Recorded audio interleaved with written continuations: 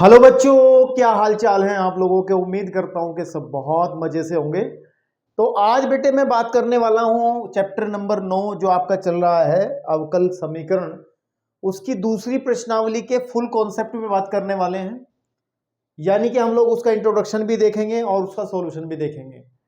बहुत सरल एक्सरसाइज है और इंट्रोडक्शन अगर अलग से एक लेक्चर बनाया जाए तो बहुत छोटा सा लेक्चर बनेगा, तो जरूरी नहीं है समय खराब करने से, तो बेहतर है इकट्ठा ही हमने इसका इंट्रोडक्शन भी और सॉल्यूशन भी हमने कवर कर लिया है। ठीक है ना।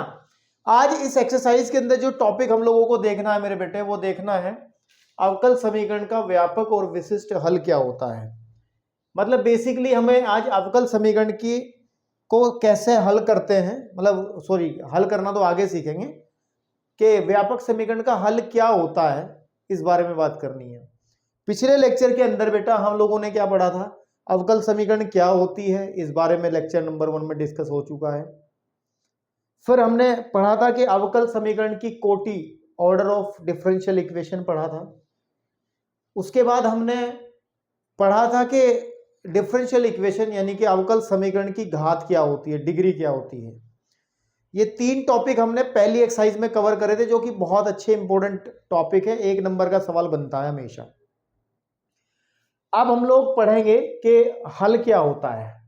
तो इस चीज को समझाने के लिए बेसिकली एक छोटे से एग्जांपल से बात करने वाले हैं। बहुत ज्यादा कोई टेक्निकल चीज नहीं है, इजीली आपको ये टॉपिक समझ में आएगा क्योंकि बहुत सरल टॉपिक है। एक सामान्य समीकरण की बात करते हैं। जैसे हमने लिखा कि sir x square minus 1 is equal to 0।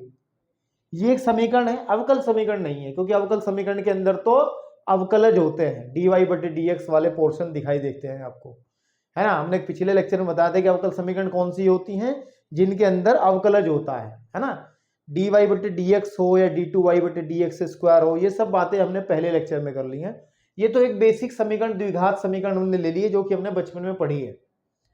अब इस समीकरण के हल की अगर मैं बात करूं, सॉल्यूशन क्या होगा अगर इसे सॉल्व किया जाए, तो आप बेसिकली सॉल्व कर लोगे, इसको इजीली सॉल्व कर लोगे, कई तरीकों से सॉल्व कर लोगे और यहां से निकाल लोगे। सर एक्स की वैल्यू आपको दिख रही है माइनस का 1 है और एक्स की वैल्यू सर 1 है, तो 2 मान आए हमारे पास में, एक्स इज इक्वल टू 1 आया, x is equal to minus 1 आया। तो ये कहलाता है समीकरण का हल। क्या कहलाता है बेटा? समीकरण का ये हल कहलाता है। और किस समीकरण का? जो समीकरण हमें गिवन दी, ये समीकरण हमें दी गई थी, समीकरण का हल हमारे पास में ये है। अब बेसिकली हमें क्या पढ़ना, हमें पढ़ना अवकल समीकरण का हल, ठीक है ना। सॉल्यूशन ऑफ डिफरेंशियल इक्वेशन पढ़ना। वैसे इन्होंने बात लिखी है कि एक व्यापक हल होता है, एक विशिष्ट हल होता है, 2 टाइप के हलों की बात करी है। लेकिन जब मैं आपको क्वेश्चंस कराऊंगा तो वहीं पे आपको अंतर समझ में आ जाएगा कि व्यापक हल क्या होता है, विशिष्ट हल क्या होता है। इनको अलग से एक्सप्लेन करूंगा तो बेवजह का समय और आपको तनाव देने वाला काम हो जाएगा, ठीक है। तो ये हल की इसकी खास बात क्या होती है आपको पता है, हम लोग छोटी क्लासेस के अंदर वेरीफाई भी करते हैं कि अगर x इज इक्वल टू 1 समीकरण 1 का हल है, अगर x इज इक्वल टू 1 समीकरण 1 का हल है, तो हम क्या करते हैं, ये इसको संतुष्ट करता है। मतलब हम लोग लेफ्ट हैंड साइड लेकर के देखते हैं, क्या x इज इक्वल टू 1 भरने के बाद राइट हैंड साइड मिल जा रही है, नहीं मिल जा रही है। देखते हैं, सर 1 का square minus 1 is equal to 1 minus 1 is equal to 0, जो आपकी राइट हैंड साइड है। मतलब समीकरण का हल क्या होता है, समीकरण का हल जो है दोनों पक्षों को इक्वल शो करता है, राइट हैंड साइड बराबर लेफ्ट हैंड साइड होती है, तब हम लोग कहते हैं ये समीकरण का हल है। बिल्कुल ठीक बात है। ऐसे ही हम लोग अब पढ़ने वाले हैं, ऐसे ही हम लोग पढ़ने वाले हैं अवकल समीकरण का हल, ठीक है। तो ज्यादा बातचीत अगर हम लोग बहुत ज्यादा कॉन्सेप्ट वाइज बात करेंगे तो शायद इतना मजा नहीं आएगा आपको। मैं सिर्फ और सिर्फ आपको सीधा लेके चलता हूं, मैं बेटा सीधा लेके चलता हूं, एग्जाम्पल से आपको समझाऊंगा और वहीं से आपको क्लियर करूंगा कि क्या है, ठीक है ना। जैसे उदाहरण नंबर 1 इन्होंने दिया है, उदाहरण नंबर 1 इन्होंने दिया है, उदाहरण नंबर 1 दिया है। इस उदाहरण नंबर 1 नहीं, उदाहरण नंबर 2 है, उदाहरण नंबर 2 है। अगर आप ध्यान से एनसीईआरटी किताबें अपने पास रखोगे तो आपको क्लियरली समझ में आ जाएगा। वो कह रहा है कि सत्यापित करो, क्या करो, सत्यापित करो। जैसे सत्यापित अभी मैंने ये किया था, है ना, कि सत्यापित करो, सत्यापित करो कि आपको ये जो सॉल्यूशन है y इज इक्वल टू ई की घात माइनस के 3x, है ना। अवकल समीकरण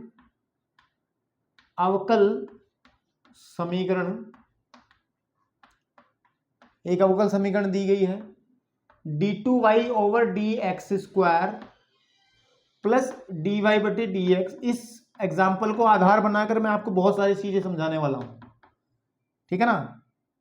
का एक हल है।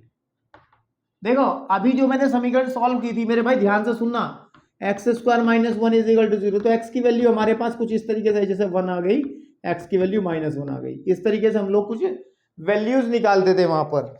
लेकिन अवकल समीकरण का जब हल निकालते हैं, इस बात को बहुत ध्यान से सुनना, है आपको, कि अवकल समीकरण का जो हल होता है, समीकरण का हल जो होता है वो y बराबर कोई भी एक फंक्शन होगा x का, इस तरीके का आएगा। y is equal to 5x, कुछ इस तरीके से, मतलब एक फलन या फिर ये एक वक्र आपको मिलेगा। क्या मिलेगा?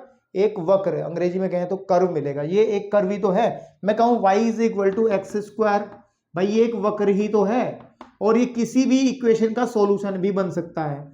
जब हम अवकल समीकरण को हल करेंगे, इसका मतलब हम y का मान, y बराबर कुछ इस तरीके से फलन प्राप्त करेंगे। वो y बराबर कुछ भी आ जाएगा, साइन x भी हो सकता है, y बराबर e की घात -3x, जैसे कि इस क्वेश्चन के अंदर आप देखो कि इस अवकल समीकरण का जो हल है बेटा, वो कह रहा है कि ये है।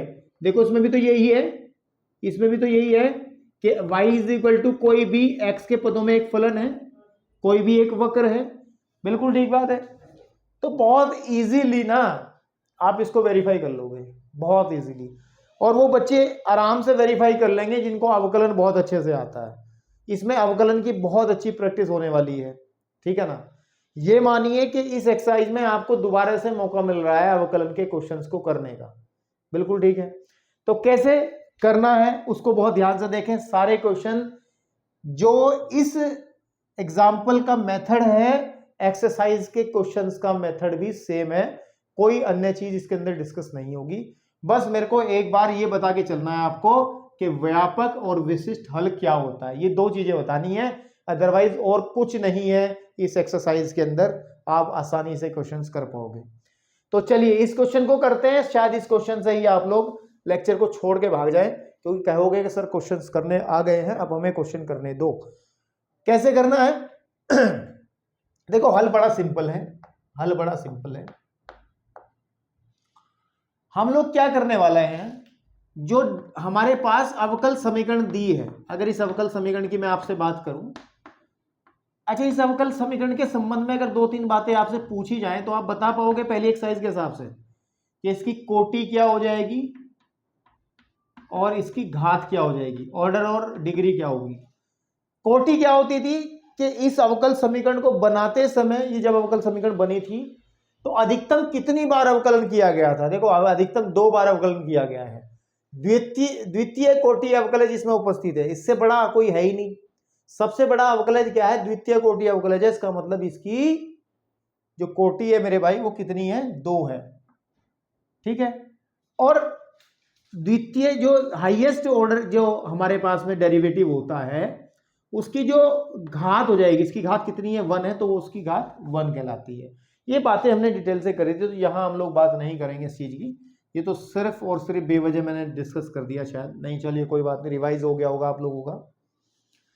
तो अब इस समीकरण के लिए हमें प्रूव करना है कि ये इसका सॉल्यूशन है। तो सीधी बात है, हम लोग पहले क्या करने वाले हैं, हम लोग dy बटे dx का मान निकालेंगे, ठीक है ना। dy बटे dx का मान निकालेंगे, फिर हम d2y बटे dx स्क्वायर का मान निकालेंगे, और इस अवकल समीकरण की लेफ्ट हैंड साइड को ले लेंगे और उसमें वो मान रखेंगे। कैसे?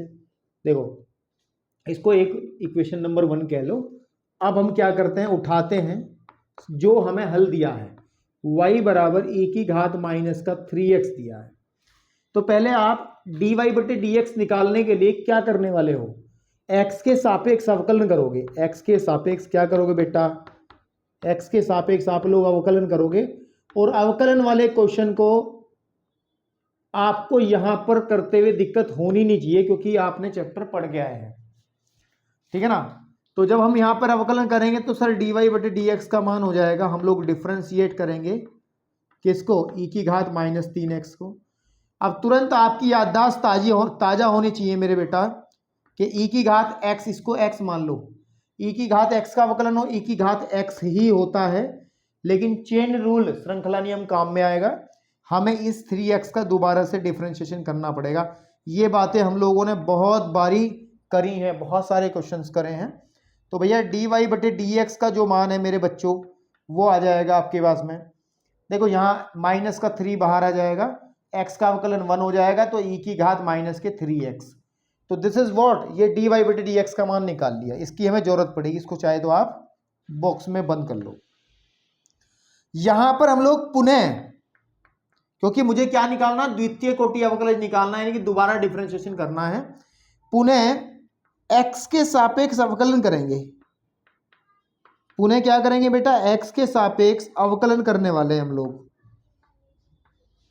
ठीक है। और वह अवकलन मैं यहां कर लूंगा इसी का, तो सीधी बात है कि d2y over dx square should be equal differentiation of -3 e की घात -3x। तो अब माइनस का 3 जब बाहर निकाल लेंगे, हम लोग डिफरेंशिएट करने वाले हैं वापस फिर -3x को, और आप देखोगे e की घात x का e की घात x ही होता है, और सिमिलरली डिफरेंशिएट दोबारा करना पड़ेगा -3x को। यहाँ पर आप देखोगे माइनस माइनस प्लस हो जाएगा, और 3 तिया 9 भी हो जाएगा, x का अवकलन 1 e की घात -3x।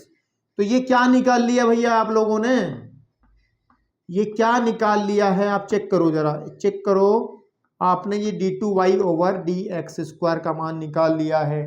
अब आप इक्वेशन पे अगर नजर मारोगे तो हमने इसका भी मान प्राप्त कर लिया है, हमने इसका भी मान प्राप्त कर लिया है, और हमने मेरे बच्चों y का मान तो पहले से पता ही है। और इन तीनों मानों को, ठीक है ना, किसको, dy बटे dx comma d2y over dx square comma y का मान समीकरण 1 की लेफ्ट हैंड साइड में रखने पर देखते हैं क्या इसकी राइट हैंड साइड जो है 0 होता है या नहीं होता। तो कैसे करने वाले हैं हम लोग करने वाले लेफ्ट हैंड साइड क्या है, d2y over dx square plus dy बटे dx माइनस के 6y। अब यहाँ पे d2y बटे dx स्क्वायर का मान उठाओ भैया, कहाँ निकाला, ये निकाला आपने 9 e की घात -3x, बिल्कुल ठीक बात है, 9 e की घात -3x। dy बटे dx का मान लिखिए सर, माइनस का 3 e की घात -3x e की घात, है ना, e की घात -3x -6 इंटू वाई, और y का वैल्यू आपको पहले दे दिया गया मेरे भाई, e की घात -3x। अब यहां ध्यान से सॉल्व करेंगे इसको, e की घात -3x माइनस देखो 3 e की घात x, ये 6 ये रहे, तो ये भी 9 e की घात -3x, और आपको देख पा रहे होंगे 0 हो जाएगा, और यही आपकी राइट हैंड साइड है ना। तो left hand side is equal to आपका राइट हैंड साइड आ गया। इसका मतलब क्या हुआ, इसका मतलब y is equal to e की घात -3x, अवकल समीकरण जो हमें दी गई है, अवकल समीकरण d2y over dx square plus dy बटे dx माइनस के 6y बराबर 0 का हल है। बस भैया पूरी थीम यही है एक्सरसाइज की, एक एग्जाम्पल ने पूरी एक्सरसाइज आपको कवर करा दी है, बाकी आपको कुछ करने की जरूरत नहीं। इसी तरीके से आपको अवकल समीकरण को सॉल्व करना है, सॉल्व नहीं कर रहे हैं, जांच करनी है। ये सॉल्व करने के तरीके हम लोग आगे सीखेंगे। उम्मीद करता हूं कि आपको ये चीज आपको समझ में आ गई होगी, ठीक है मेरे भाई।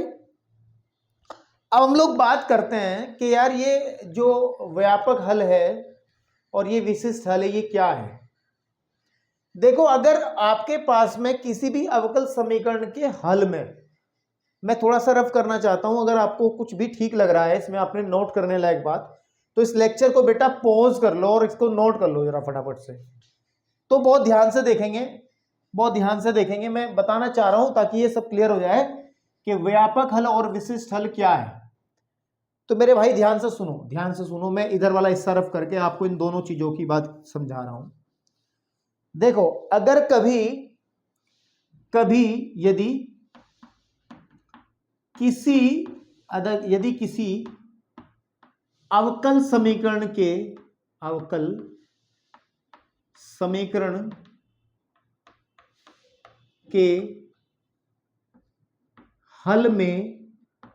हल में पारचाल भी कहते हैं इनको ना, ठीक है ना, स्वेच्छ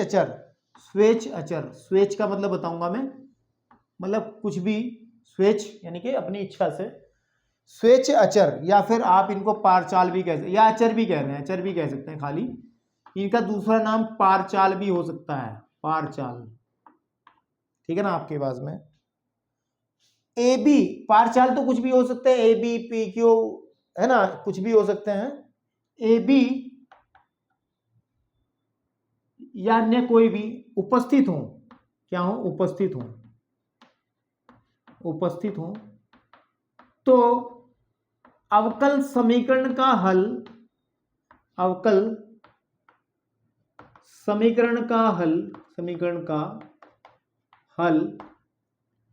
व्यापक हल कहलाता है। अभी समझ में नहीं आ रहा होगा, मैं बताता हूं, व्यापक हल कहलाता है। अभी मैं आपको समझाऊंगा एग्जांपल से। तो हमने ये व्यापक हल के बारे में बात करी है। देखो, जो हमें क्वेश्चन दिया गया, अगर इसी पे विचार करूं, अगर हमें d2y over dx square plus dy बटे dx माइनस के 6y है इज इक्वल टू 0 का हल जो है कुछ ऐसा दिया होता है, e की घात माइनस का ax दे दिया होता, कंफर्म नहीं है, हमने क्या यूज कर लिया यहाँ पर, यहाँ पे 3x था बेसिकली, क्या था यहाँ पर 3x था, हमने 3 नहीं यूज करा, हमने क्या करा y is equal to e की घात माइनस 3x था, ठीक है ना।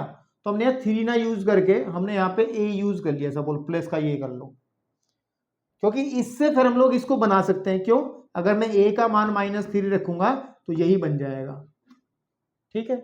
तो अगर आपके पास जो भी हल दिया है किसी भी अवकल समीकरण का, उस हल के अंदर प्राचाल a b उपस्थित हो, c d भी हो सकते हैं, p q भी हो सकते हैं, वो तो संकेत देने के ऊपर बात है। तो अगर हमारे पास यहां क्लियरली नहीं दिख रहा है कि कौन सी संख्या है, ठीक है, यहां पे प्लस बी भी आ सकता था या अन्य कोई बी सी भी हो सकता था, तो हम देख पा रहे हैं इस तरीके के हल को बच्चों हम लोग कहते हैं व्यापक हल, क्योंकि इस व्यापक हल से भैया बहुत सारे हल बन सकते हैं।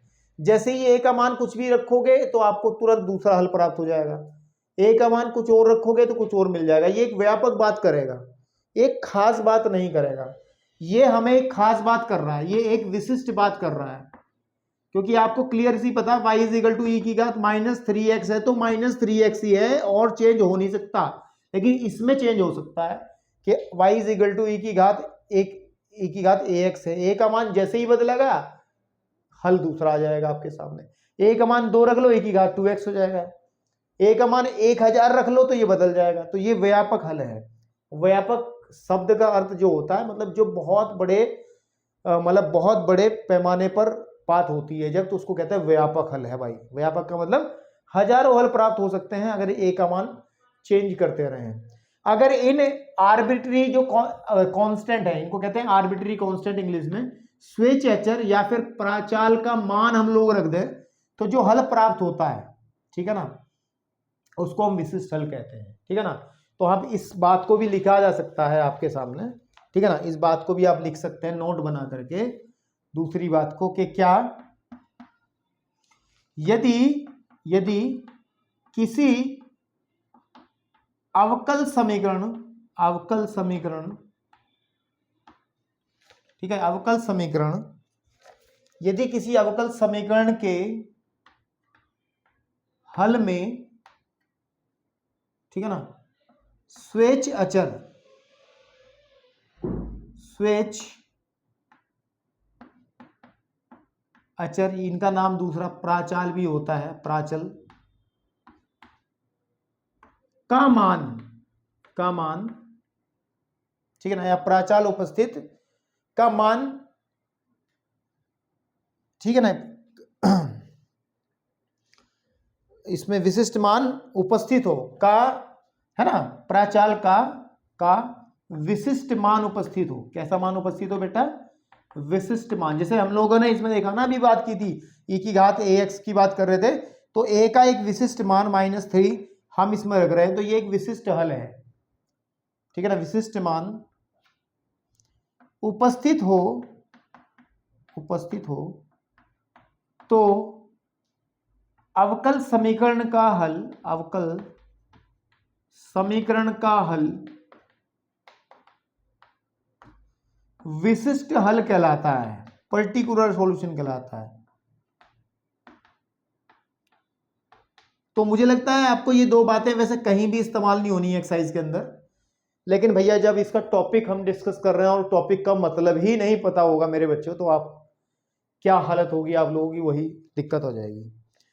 तो अब हम चलते हैं उदाहरण नंबर 3 पर, उसके बाद एक्सरसाइज के क्वेश्चंस करेंगे। बहुत सेम पैटर्न पर आधारित सवाल हैं, तो मैं अब पूरा बोर्ड एक बार रफ करूंगा। आप लोग जो भी चीज आपके लायक है, आप लोग जो नोट करना चाहते हैं, लेक्चर को जरा पॉज कर लें, नोट कर लें, तब आगे बढ़ें, ठीक है। अब उदाहरण नंबर 3 पे जाकर आप लोग अपने पास अगर एनसीईआरटी की किताबें रखे होंगे, तो उदाहरण नंबर 3 को आप पढ़िए और फिर देखिए कि क्या बात बनती है, क्या बात नहीं बनती है।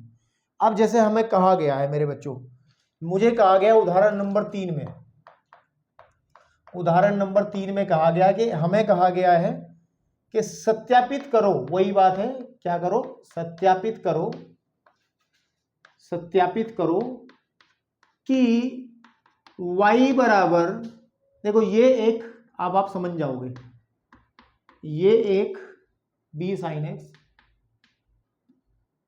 जिसमें, इसने खुद ही कह दिया, जिसमें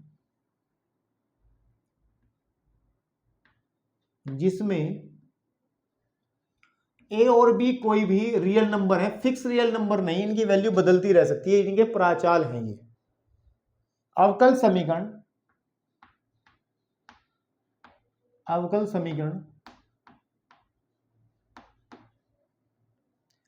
d2y over dx² plus y बराबर 0 का हल है। देखो पैटर्न वही है करने का जो मैंने बताया है आपको, लेकिन इस एग्जांपल में आपको सीखने को मिल जाएगा कि ये जो हल है ये एक व्यापक हल है, ठीक है ना, क्योंकि इसके अंदर a और b के मान नहीं हमें पता है। चलिए देखो, तो जब इस क्वेश्चन को हल करेंगे और इनके सत्यापित करेंगे, तो हमें जो अवकल समीकरण है, एक द्वितीय कोटि की अवकल समीकरण दे दी है। ये बहुत ध्यान से पढ़ा करो। एक अवकल समीकरण है कैसी? द्वितीय कोटि की, यानी कि जिसकी कोटि 2 है, उस एक अवकल समीकरण है। इस अवकल समीकरण को नंबर 1 आप बोल दें, ठीक है मेरे भाई। और चूंकि आपको पता y का मान क्या दिया है, अब यहां पे करते हैं, y का मान क्या दिया है? a cos x प्लस के b sin x दिया है। और हमें what we want to find, हमें क्या चाहिए? हमें चाहिए d2y ओवर dx², और y तो हमें पहले से पता है, इसका मतलब इसका हमें 2 बार अवकलन करना पड़ेगा। तो सबसे पहले एक बार कर लेते हैं x के सापेक्ष,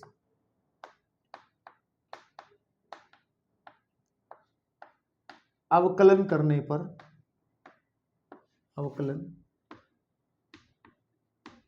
करने पर, तो जब x के सापेक्ष अवकलन करेंगे तो बेटे dy बटे dx हो जाएगा। और थोड़ा सा डायरेक्ट हम यूज कर सकते हैं, क्योंकि अवकलन को बहुत अच्छे से करके आए हैं, उसके बाद अवकलन के अनुप्रयोग करके आए हैं, उसके बाद अवकलन को उल्टा करके समाकलन पढ़ के आए हैं। तो उम्मीद करता हूं कि आप लोगों को अब अवकलन अच्छे से आता होगा। a कांस्टेंट बाहर आ जाएगा, cos x का अवकलन होता है माइनस के sin x, क्लियर हो गया। प्लस b बाहर आ जाएगा, cos x का sin x का समाकलन cos x हो जाएगा। फिर एक बार पुनः अवकलन कर दो, क्योंकि हमें तो दोबारा चाहिए ना भाई, d2y बटे dx स्क्वायर चाहिए। पुनः अवकलन करने पर यहां लिखना चाहिए पुनः x के सापेक्ष अवकलन करने पर, तो वो लैंग्वेज आप खुद बना सकते हो। Sir d2y over dx square का जो मान है बेटा वो आ जाएगा, देखो माइनस का a है बाहर, साइन x का हो जाएगा cos x, माइनस हो जाएगा इस बार b साइन x, क्योंकि आपको पता है b एज इट इज और cos x का साइन x। अब हमारे पास बेटे y का भी मान है, हमारे पास बेटा d2y बटे dx स्क्वायर का मान है। अब आप क्या करोगे, समीकरण जो दी गई है एक की लेफ्ट हैंड साइड में y तथा d2y ओवर dx स्क्वायर का मान रखने पर क्या स्थिति बनेगी बेटे, left hand side is what, left hand side is what d2y over dx square plus k y, और d2y ओवर dx स्क्वायर का मान अभी निकाला है माइनस का a cos x, माइनस का a cos x माइनस का a sin x plus y का जो मान है a cos x plus b sin x, a cos x plus b sin x। तो बच्चा ये इससे कट जाएगा, ये इससे आप देख पा रहे हो दिस इज 0, और जो कि राइट हैंड साइड है। लेफ्ट हैंड साइड किसके इक्वल हो गया, राइट हैंड साइड के। इसका मतलब हम ये कहेंगे कि y is equal to a cos x plus b sin x। अवकल समीकरण, अवकल समीकरण, अवकल समीकरण d2y over dx square plus y बराबर 0 का एक हल है, एक हल है, ठीक है ना। d2y over dx square plus y is equal to 0 का एक हल है।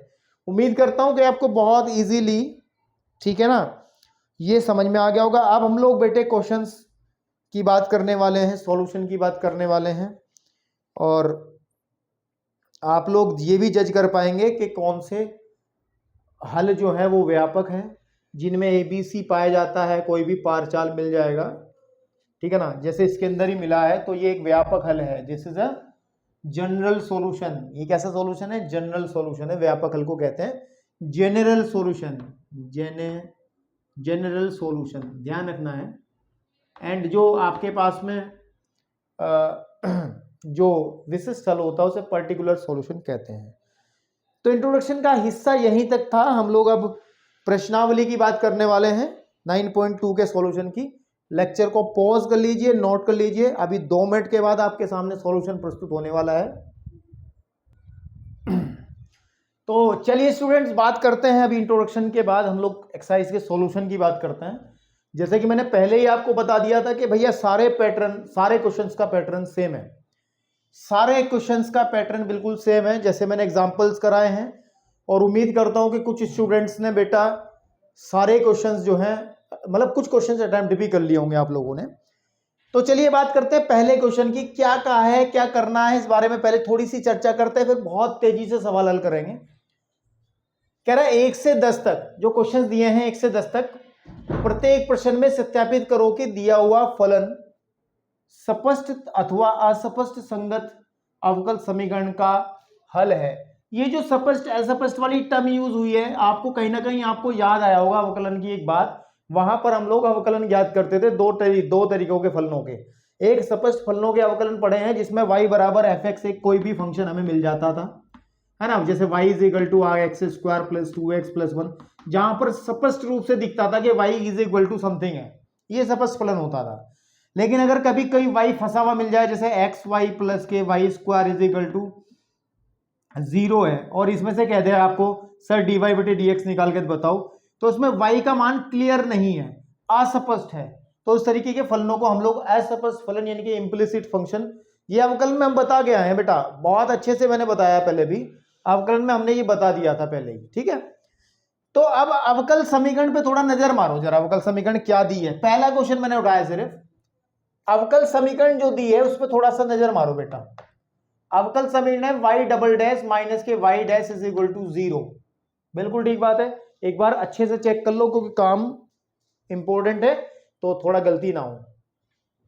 आप सभी को पता है y डबल डैश का मीनिंग क्या होता है, हमने आपको बताया था कि d2y ओवर dx स्क्वायर को हम लोग y डबल डैश कहते हैं, ऐसे ही dy बटे dx को हम लोग y डैश कहते हैं।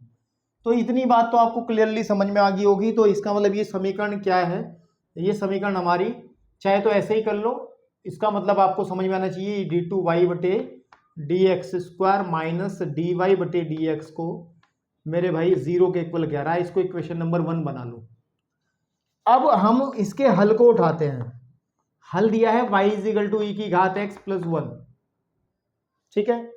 तो इस हल से मेरे को क्या चाहिए, मेरे को dy बटे dx चाहिए और d2y बटे dx स्क्वायर चाहिए। तो मैं क्या करने वाला हूं भाई, मैं x के सापेक्ष अवकलन करने वाला हूं, x के सापेक्ष अवकलन में करने वाला हूं।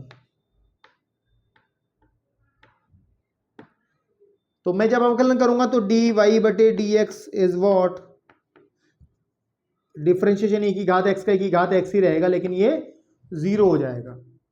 फिर हम लोग पुनः अवकलन करने वाले हैं, हम फिर से पुनः अवकलन करेंगे, है ना, पुनः अवकलन करेंगे बेटा, पुनः अवकलन।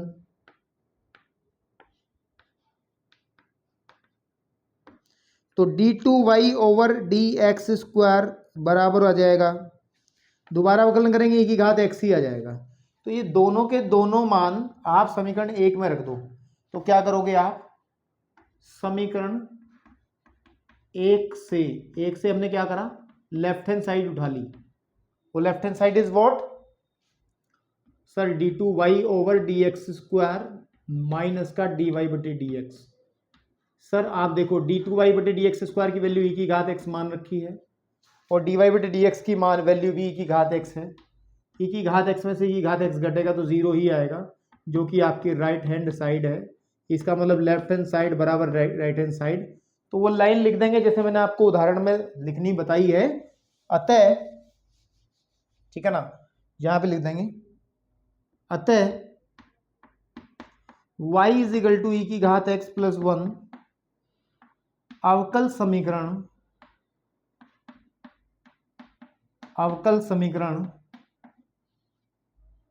d2y over dx square minus dy बटे dx इज इक्वल टू 0 का एक स्पष्ट हल है। स्पष्ट का मतलब आप देख पा रहे हो ना, this is very clear to say y is equal to e घात x, ये एक स्पष्ट हल है। कैसा हल है, व्यापक हल या फिर पर्टिकुलर विशिष्ट हल की बात नहीं है इस एक्सरसाइज में। वो तो सिर्फ इंट्रोडक्शन में इस लिहाज से बताई क्योंकि टॉपिक का नाम वही था, नहीं तो मेन बात तो ये है कि हमें स्पष्ट अस्पष्ट भी क्लियर हो जाएंगे अभी। चलिए अभी आप लोग इस लेक्चर को बेटे पॉज कर लो और नोट कर लो, हम लोग अभी दूसरे क्वेश्चन की तरफ बढ़ेंगे। चलिए बेटा, अगर हम लोग बात करें दूसरे प्रश्न की तरफ बढ़े तो उम्मीद करता हूं कि आपको पहला, दूसरा, तीसरा, चौथा, पांचवा, ठीक है ना, छठा, ये सब सवाल एक ही पैटर्न पे हैं, क्योंकि यहां तक आपको जो फलन दिया गया, जो सॉल्यूशन दिया है, जो हल दिया है वो स्पष्ट है ना। तो दूसरे सवाल की बात करते हैं। सेकंड क्वेश्चन के अंदर क्या बात होने वाली है भैया, अवकल समीकरण दी है y dash minus 2x minus 2 is equal to 0। तो सबसे पहले जो हमें दिया गया है y is equal to x square. देखो लैंग्वेज मैंने बहुत अच्छे से आपको लिखने के तरीका आपको बता दिया है इंट्रोडक्शन में भी और अभी जो क्वेश्चन करा उसमें भी। तो हो सकता है मैं इसमें अब सिर्फ आपको क्वेश्चन करने का पैटर्न लिखूं, बाकी लैंग्वेज आप खुद से बना लेना। सबसे पहले हम लोग क्या करने वाले हैं, x के सापेक्ष अवकलन करने वाले हैं, ठीक है ना। अवकलन करने पर तो व्हाट हमें क्या मिलेगा, मैं अब क्या करूंगा, मैं क्योंकि y डैश में क्वेश्चन है तो y डैश का मतलब क्या है सर, dy बटे dx है ना। तो हम लोग अब y डैश ही यूज करेंगे, हम वापस dy बटे dx पे नहीं जाएंगे। तो हम लोग क्या करने वाले हैं, y का अवकलन हो जाएगा y डैश, एक्स स्क्वायर का अवकलन 2x एंड x का अवकलन हो गया 2 और c का हो जाएगा 0, तो हमारा y डैश आ गया।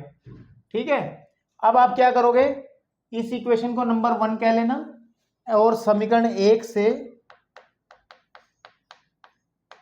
हम लोग लेफ्ट हैंड साइड उठाएंगे, जो कि हमारा y डैश माइनस के 2x माइनस का 2 है, तो यहां पर y डैश की वैल्यू जब हम रखेंगे तो 2x plus 2 minus 2x minus 2, 2x से 2x और 2 से 2, व्हाट वी गेट 0। इसका मतलब ये राइट हैंड साइड हो गई। बात ही करने लायक नहीं बचे हैं हम लोग, कुछ कहने लायक नहीं बचे, लैंग्वेज बना देना कि ये इसका हल है। आगे चलते हैं, क्वेश्चन नंबर 3 की बात कर लेते हैं। बड़े सिंपल है, तीसरा यार अपने आप से कर सकते हो आप, कुछ ज्यादा खास काम नहीं है, तीसरों को मैं छोड़ दे रहा हूं, बहुत बहुत घटिया टाइप का सवाल है। फोर्थ पे आ जाओ आप, किस पे आ जाओ, फोर्थ पे। फोर्थ क्या है कि y इज इक्वल टू हमारा है under root of 1 plus k x square, ठीक है ना, एंड जो इसके कॉरस्पॉन्ड जो अवकल समीकरण है y dash is equal to है x y upon 1 plus k x square. ठीक है, तो भाई सीधी सी बात है, हम लोग क्या करने वाले हैं, हम लोग जब इसको हल करने वाले हैं, सत्यापित करने वाले हैं, तो y बराबर under root of 1 plus k x square को ले लेते हैं। आप सभी को हमने पहले भी जब हमने डिफरेंशिएशन करके आए थे कि differentiation of under root x is what, क्या होता है आपके पास में 1/2 है ना, 1/2 अंडर रूट एक्स होता है, ये अवकलन होता है ना इसका। इसको चाहो वेरीफाई भी करके देख सकते हो, एक्स की घात 1/2 करोगे, 1/2 घात शुरू में आ जाएगी और घात में से 1 कम हो जाएगा, तो 1/2 एक्स की घात माइनस 1/2, तो सीधी बात है 1/2 अंडर रूट एक्स ही आ जाएगा। बिल्कुल ठीक बात है, कितना आ जाएगा 2 अंडर रूट एक्स ही आ जाएगा। जरा 1 मिनट का भैया समय दो, फोन कुछ बजा है हमारा, ठीक है। चलिए ठीक है प्यारे बच्चों, तो अब इसका अवकलन जब हम लोग करेंगे, बहुत बारी करा है कि y डैश हम निकालेंगे, यहाँ पे x के सापेक्ष अवकलन करने पर वो लिख देंगे आप, लैंग्वेज पूरी यहाँ पे लिख देंगे, x के सापेक्ष अवकलन करने पर तो आ जाएगा 1/, इसको अंडर रूट, इसको x मान लो पूरे को, 1/2 अंडर रूट एक्स। लेकिन चेन रूल कहता है कि सर ये x नहीं है, हमें दोबारा डिफरेंशिएट करना पड़ेगा, ऐसे नहीं निकलोगे आप यहाँ से, यानी कि 1 प्लस एक्स स्क्वायर का दोबारा से अवकलन, तो इसको y डैश को फाइनली निकालेंगे जब, तो आप देखेंगे 1 का 0, x का 2x, तो 2x upon 2 under root of 1 plus x square. ठीक है भैया, तो y डैश की वैल्यू आ जाएगी हमारे पास में 2 से 2 x upon under root of 1 plus x square. अब आप क्या करोगे, अब आप क्या करोगे, समीकरण को उठाएंगे हम लोग। अब हम क्या करेंगे, अब आप कह रहोगे सर ये तो बड़ा अंतर आ गया ना, उसकी लेफ्ट हैंड साइड उठाएंगे, लेफ्ट हैंड साइड ही रखी है, तो देखो समीकरण 1 की लेफ्ट हैंड साइड ले लो आप, समीकरण 1 की लेफ्ट हैंड साइड ले लो आपकी, left hand side, left hand side क्या है y डैश है, और y डैश का मान कितना निकाला अभी x बटे under root of 1 plus x square.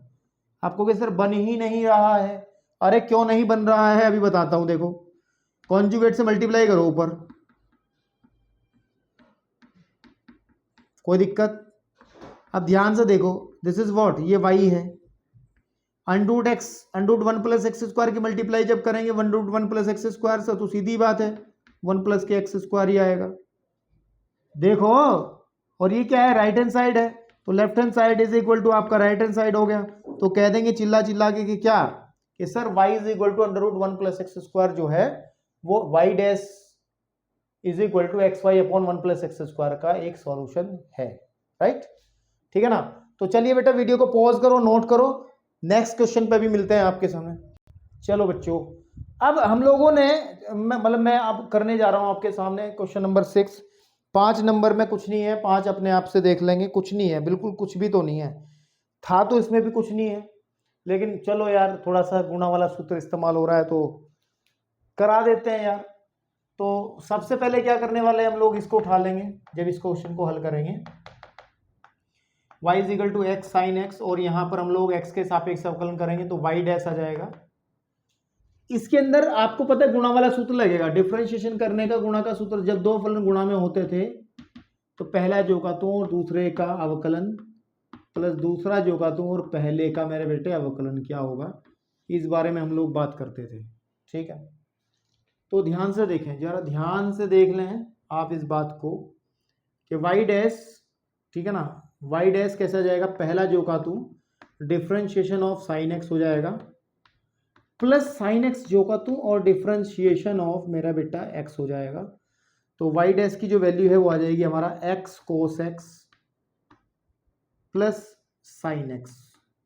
ठीक है ना, और अब हम लोगों को क्या करना है, अब हम लोगों को क्या करना है, अब जो समीकरण दी गई है इसमें दोनों ही साइड आपको अच्छी भारी भरकम है, तो दोनों साइड आपको सॉल्व करनी रहेंगी।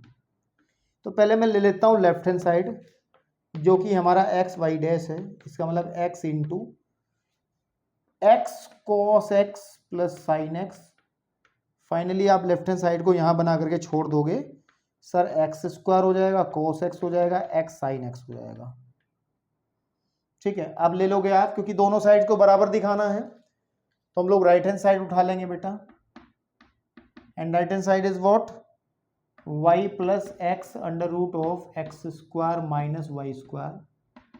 ठीक है, तो y की वैल्यू क्या है, y की वैल्यू है x sine x plus x under root of x square minus y square, का मतलब जो हमारा y की वैल्यू उसका स्क्वायर एक्स स्क्वायर और साइन स्क्वायर एक्स। यहां से एक्स साइन एक्स आ जाएगा आपके पास में प्लस एक्स, और एक काम और कर लो, एक्स स्क्वायर कॉमन निकलेगा तो बाहर एक्स के रूप में बाहर निकल जाएगा, अंदर बचेगा 1 माइनस के साइन स्क्वायर एक्स। तो यहाँ पे आ जाएगा x plus x sine x plus x square, और 1 माइनस साइन स्क्वायर एक्स आपको पता है कोस स्क्वायर एक्स होता है, तो 1 रूट लगाएंगे इसका तो स्क्वायर हट जाएगा, तो यहाँ पे आप सीधा ही लिख देंगे। अब मैच कराओ जरा, x square cos x, x square cos x, x sine x, x sine x, यो ही हमारी क्या है लेफ्ट हैंड साइड है। तो आप देखेंगे राइट हैंड साइड किसके इक्वल हो गई, लेफ्ट हैंड साइड की हो गई, तो इसका मतलब ये इसका एक हल है। ठीक है बच्चों, ओके। 7वें सवाल पे थोड़ा विचार करते हैं, 7वें सवाल पर थोड़ा सा विचार करते हैं, और हम लोग जैसे कहा है इन्होंने 7वें क्वेश्चन की बात कर रहे हैं कि sir x y is equal to log y है। यहां से आप देखेंगे इस तरीके के फलन क्या कहलाते थे आपके पास में, अस्पष्ट हल है ये, अस्पष्ट, क्योंकि इसमें y बराबर कुछ दिया नहीं है, y बिल्कुल फंसा बैठा है इसके अंदर। इक्वेशन तो लिख ले मेरे भाई, इक्वेशन है sir y dash is equal to y square upon 1 minus k x y, जहां पर आपको बताया गया है कि x y not equals to 1, वो तो कहेगा ही ये बात, क्योंकि अगर 1 हो जाएगा तो ये परिभाषित ही नहीं होगा फिर, है ना भाई। अगर 1 हो जाएगा तो 1 माइनस 1 0 हो जाएगा, तो ये तो वाई डैश परिभाषित ही नहीं होगा ना, उसकी तो मजबूरी है ऐसा कहना।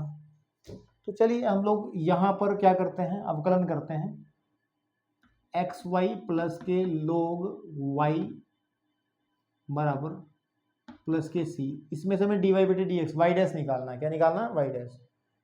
तो करो x के सापेक्ष अवकलन, तो कैसे करने वाले हैं हम लोग x के सापेक्ष अवकलन,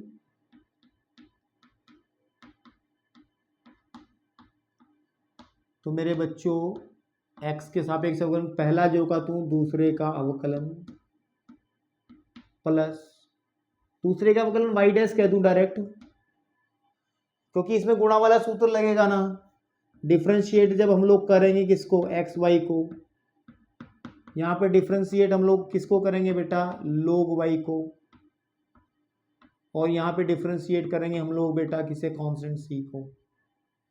इसमें गुणा वाला सूत्र लगाना हम लोगों को पड़ेगा कि फर्स्ट एज इट इज दूसरे का अवकलन y डैश प्लस y जो का तो पहले का अवकलन खत्म। ठीक है, आपके पास में यहां पर देखोगे log x मान के करो इसका, तो log x का होता है 1/x, लेकिन चेन रूल के हिसाब से हमें y का दोबारा करना पड़ेगा, y डैश आ जाएगा प्लस का 0, तो ये आ जाएगा हमारे पास में बेटा x y dash plus y is equal to आ जाएगा वाई डैश बटे एक्स। अब मेन ये मान के चलिए कि हमें ये बना के दिखाना है, ठीक है। यहाँ से अगर आप वाई डैश का मान निकालना चाहोगे तो पहले यह आ जाएगा x square y dash plus x y is equal to y dash. यहाँ से आप क्या देखेंगे, वाई डैश को उधर ले आएंगे, x square y dash minus y dash is equal to minus का एक्स वाई। यहाँ से आप लोग क्या करने वाले हैं, वाई डैश को कॉमन निकालने वाले हैं, ठीक है ना, आपके पास में, ठीक है। तो अंदर हमें क्या प्राप्त होने वाला है भैया, x square minus one is equal to minus का एक्स वाई, ठीक है, ठीक है, ठीक है ना। Okay okay okay okay okay okay okay. तो यहाँ से वाई डैश का जो वैल्यू निकल रहा है हम लोगों का वो minus k x y upon x square minus one निकल रहा है, ठीक है ना। एक बार देख लूँ कहीं मिस्टेक तो नहीं हुई। पहला जो होगा तो एक्स वाई है ना, जरा एक बार फंक्शन चेक कर लें, एक्स वाई लोग वाई प्लस सी है, हाँ ठीक है।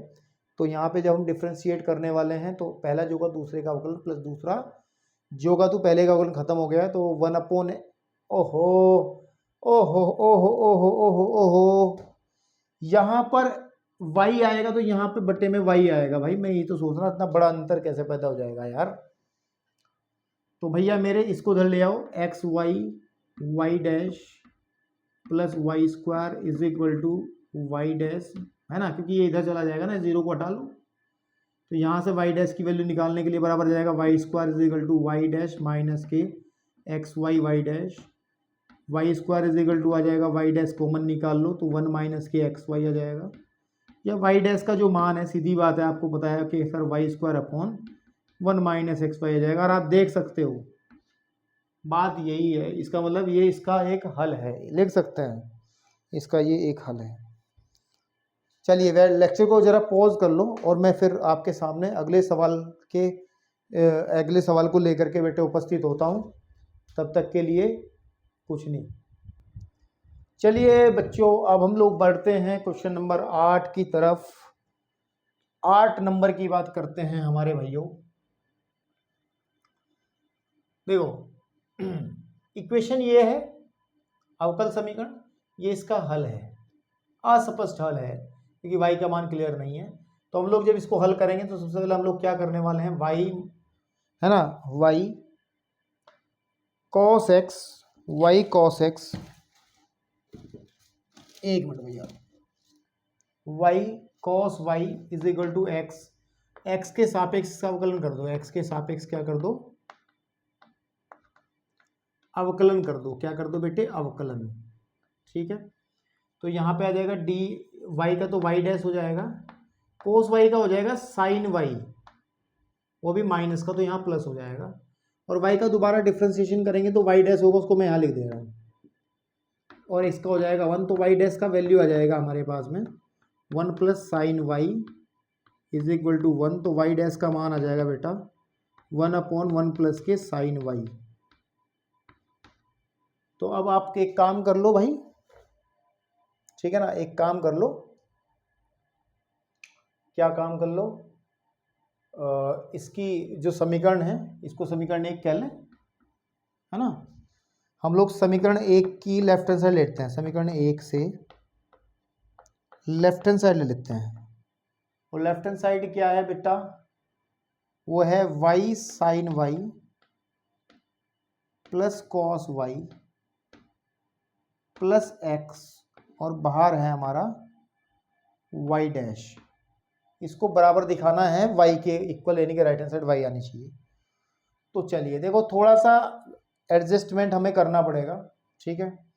अगर आप थोड़ा सा ध्यान दोगे, थोड़ा सा ध्यान आप दे लोगे, क्योंकि आपको एक बात पता है x की वैल्यू क्या है, y प्लस कोस वाई है, यहाँ पर रख सकते हो। देखो y साइन वाई को जो का तू रखो प्लस कॉस वाई को भी आप जो का तू रखो, और x का वैल्यू ये वाला रख दो यहाँ पर, ये वाला क्या है y माइनस कोस वाई, बाहर y डैश का मान रख दो one upon one plus k sine Y, ठीक है जी, ठीक है गुरुदेव। यहां से cos y से कटेगा और ये y कॉमन निकाल लो जरा, y कॉमन निकालो, अंदर बचेगा 1 प्लस के साइन y और बाहर क्या है गुणा में 1/1 प्लस के साइन y। चलो भैया हो गई इसकी सगाई, मतलब राइट हैंड साइड आ गई है और left hand side is equal to right hand side. और भैया बात खत्म, बात खत्म।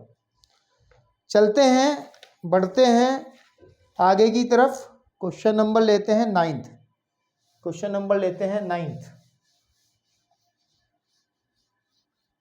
ठीक है भैया, क्वेश्चन नंबर लेते हैं 9th। तो 9th क्वेश्चन इज व्हाट, कह रहा है कि सर सॉल्यूशन तो ये है, ठीक है, और सर जी समीकरण आपको दे रहे हैं हम ये वाली y² and y' plus y² plus 1 is equal to 0। दो जगह y² है क्या? हाँ तो कोई बात नहीं, वैसे y² कॉमन निकाला जा सकता था, यहाँ पे अंदर आ जाता y1 y' प्लस 1 आ जाता। चलो छोड़ो कोई बात नहीं, पहले हम लोग इसको ले लेते हैं, x के सापेक्ष अवकलन कर लेते हैं, इसको इक्वेशन 1 बना लेते हैं। यहाँ पर जब x के सापेक्ष अवकलन करेंगे एक ही बार करना है ना, तो इसका 1 हो जाएगा, इसका y' हो जाएगा, इसका हो जाएगा 1/1 प्लस y², लेकिन y का दोबारा करना पड़ेगा तो y' हो जाएगा। तो कहने की बात ऐसी है घर जैसी कि हम लोग y' का जैसे ही मान निकालेंगे तो सर ये हो जाएगा 1 is equal to y' upon ये 1 प्लस y² है minus k y'। 1 is equal to आ जाएगा y' कॉमन निकालो, अंदर बचेगा 1/1 प्लस y² माइनस का 1, या फिर 1 इज इक्वल टू y' है ही है और अंदर आ जाइए, इसका एलसीएम ले लो 1 प्लस y² और यहाँ आ जाएगा 1 माइनस y², 1 से 1 कट जाएगा, तो 1 इज इक्वल टू आ जाएगा सर y' इंटू माइनस के y² अपॉन 1 प्लस के y²। तो y' का मान जो आ जाएगा वो आ जाएगा 1 प्लस के y² अपॉन माइनस के y²। इसको हम लोग किस में यूज कर लेंगे, इक्वेशन नंबर फर्स्ट की लेफ्ट हैंड साइड, समीकरण नंबर 1 से हम लोग क्या लेते हैं लेफ्ट हैंड साइड, और वो है हमारे पास y² y' plus y² plus 1। तो y² तो जो का तू रहेगा, लेकिन y' का मान हम लोग लिखने वाले हैं 1 प्लस y² अपॉन माइनस का y² प्लस y² प्लस का 1। इस y² से कटेगा और ये माइनस जो है इसको माइनस कर देगा। अब आप चिल्लाओ, इससे ये कट जाएगा, ये आपस में सब 0, यही आपकी राइट हैंड साइड होगी। बात खत्म हो गई। अब हम चलते हैं बेटे क्वेश्चन नंबर, ठीक है ना, इसकी तरफ चलते हैं। ऑफिशियली ये लास्ट क्वेश्चन रहेगा, उसके बाद 2 ऑब्जेक्टिव है हमारे पास, ठीक है। तो 10वें सवाल में अगर हम लोग बात करें तो कह रहा है कि y is equal to sir है हमारा y इज इक्वल टू है sir under root of a² minus x², और सर समीकरण ले लो आप, समीकरण है sir x plus Y dy/dx, ठीक है ना, इज इक्वल टू 0, है ना। तो आप पहले एक काम कर लो, अवकलन कर लो, तो यहाँ अवकलन करेंगे तो dy/dx आ जाएगा, इसका अंडर रूट, इसको अंदर वाले को x मान लो, अंडर रूट x का क्या होता है 1/2 अंडर रूट ऑफ x, लेकिन हमें दोबारा अवकलन करना पड़ेगा अंदर वाले का, इसमें a² का 0 हो जाएगा, इसका आ जाएगा माइनस के 2x। तो यहाँ पे ध्यान देंगे, ये आ जाएगा हमारे पास में माइनस का 2x upon 2 under root of a² minus x², 2 से 2 कट जाएगा, तो dy/dx का जो मान है वो माइनस का x upon under root of a² minus x² आ जाएगा। और समीकरण 1 से, ये 1 बनाया है, 1 से जब आप लेफ्ट हैंड साइड उठाओगे sir x plus k y dy/dx, तो भैया मेरे x प्लस के y का मान क्या है under root of a² minus x², dy/dx का मान क्या है माइनस का x upon under root a² minus का x², ये इससे कट जाएगा और x माइनस x भी 0 आ जाएगा, जो कि आपकी राइट हैंड साइड है। कुछ नहीं है, हमने खत्म कर दिया। अब 11वें सवाल पे देखो जरा, मैं इसको रफ कर रहा हूँ जरा, फिर आपको मैं यही बता दूंगा, यहीं पे 11वां सवाल आपको यहीं बता दूंगा, 11वां सवाल आपको यहीं बता देंगे। देखो सुनो, ध्यान से सुनना, क्वेश्चन के अंदर क्या बात हो रही है, इसको आप नोट बना करके भी चाहे लिख लेना, ठीक है ना। क्योंकि ये क्वेश्चन कई बार ऑब्जेक्टिव क्वेश्चन में पूछा जा सकता है और ऑब्जेक्टिव है भी। कह रहा है 4 कोटि वाली किसी अवकल समीकरण, यानी कि एक ऐसी समीकरण है, मैं 11वें सवाल पे चर्चा कर रहा हूँ बेटा। एक ऐसी समीकरण है जिसके अंदर 4 कोटि वाला समीकरण है वो, यानी कि इसके अंदर ये है, ये उपस्थित है, ठीक है ना। 4 कोटि वाली किसी अवकल समीकरण के व्यापक हल में उपस्थित स्वेच्छ अचर, इसका जो व्यापक हल होगा, इसका जो व्यापक हल होगा, व्यापक हल का मतलब उस जिसके अंदर ए बी होंगे, है ना, ए बी सी डी ऐसा कुछ होंगे, है ना, ETC होंगे, में उपस्थित स्वेच्छ अचरों की संख्या कितनी होगी। बेसिक सी बात यह है कि जब हम लोग सॉल्यूशन करेंगे ना, अगली एक्सरसाइज से शुरू करने वाले हैं सॉल्यूशन की, तो वहां पर हम लोग देखो, अगर हम d2y/dx² को इंटीग्रेट कर लेंगे तो d3y/dx की क्यूब मिल जाएगा। फिर इसको इंटीग्रेट कर लेंगे तो हमें मिल जाएगा d2y/dx² मिल जाएगा। फिर इसको इंटीग्रेट कर लेंगे तो हमें मिल जाएगा dy/dx, ठीक है ना। dy/dx को इंटीग्रेट करने पर लास्ट में हमें y मिल जाएगा। तो जब इसको इंटीग्रेट करोगे तो एक अचर c1 यहां मिलेगा, एक यहां मिलेगा, एक यहां मिलेगा, c1 c2 c3, यहां पे c4 मिलेगा, जो कि लास्ट में आंसर में यहां पे c1 + c2 + c3 लिखा मिलेगा आपको। जब आप इंटीग्रेट करते हो तो आपको अनिश्चित समाकलन के अंदर एक इंटीग्रेशन कांस्टेंट स्वेच्छ अचर या लगाना पड़ता है ना। तो कितने लगाने पड़ेंगे, ऑर्डर अगर 4 है ना, ऑर्डर अगर 4 है तो हम लोगों को 4 बार समाकलन करना पड़ेगा फाइनल वो निकालने के लिए सॉल्यूशन। मैं सॉल्यूशन निकालते समय आपको बातें बताऊंगा, सिर्फ इतनी बात ध्यान रखें, व्यापक हल में स्वेच्छ अचरों की संख्या उतनी ही होती है जितनी कोटि होती है। यानी कि याद ध्यान रखें कि अवकल समीकरण में अवकल समीकरण के व्यापक हल में स्वेच्छ अचरों की संख्या